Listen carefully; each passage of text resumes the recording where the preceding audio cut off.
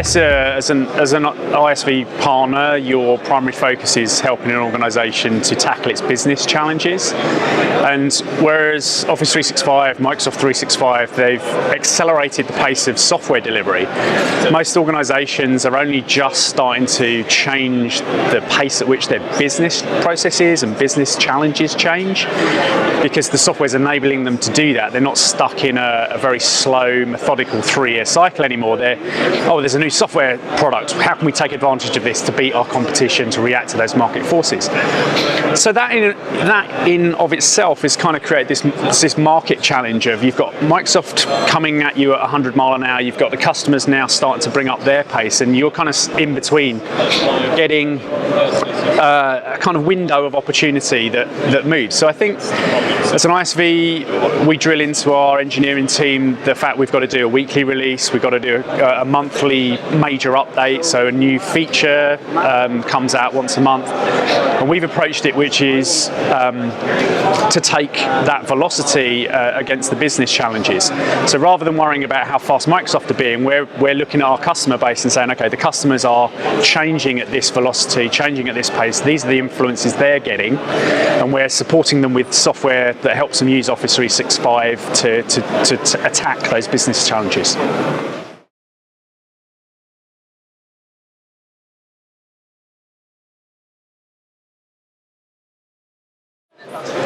So for our business, the Office Store doesn't play any role, and there's three sort of reasons for that. Firstly, we sell enterprise solutions, and any engagement with an enterprise is based on enterprise architecture, on security review, on fit for purpose from the business side. It might be the communications marketing teams, and you can't get the right level of information across with a simple storefront.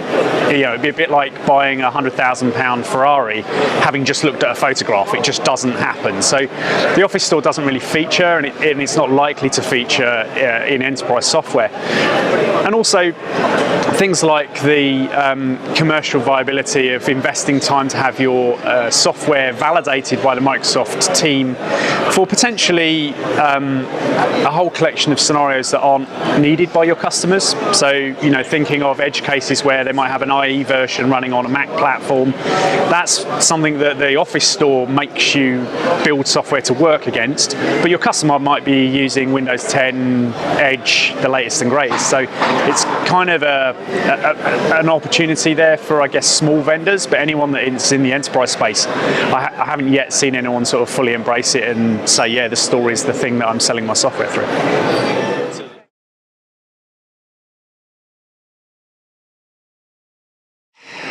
I think they should stop selling a pipe dream, really, for me. The Office Store isn't going to be where enterprises buy software.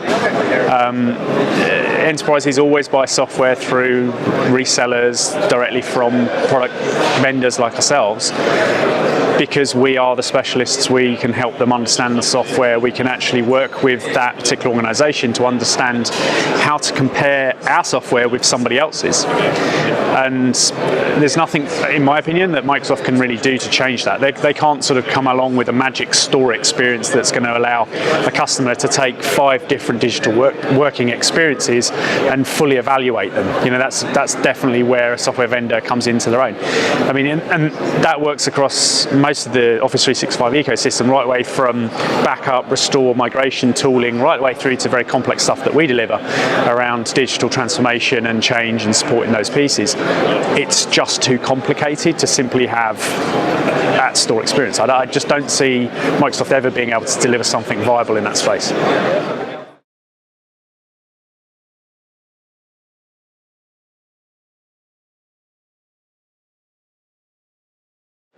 So we've been lucky at Adding 365 to have super early access to the SharePoint framework. So we've been to multiple dev kitchens over in Redmond. We've worked with the engineering team, and we have a great relationship with the SharePoint engineers that are actually building that framework.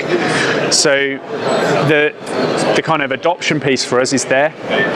I think for a long time it was challenging when Microsoft for 3 years had been saying AngularJS to build SharePoint add-ins was a great way to go. We'd invested heavily in Angular upskilling.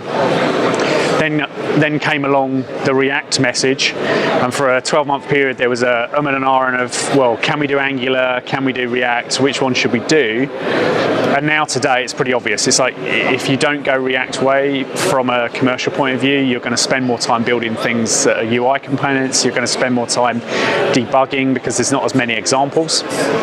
But the framework itself, I think they have to be very careful not to overinvest developing customization endpoints just because the developer community are asking for them.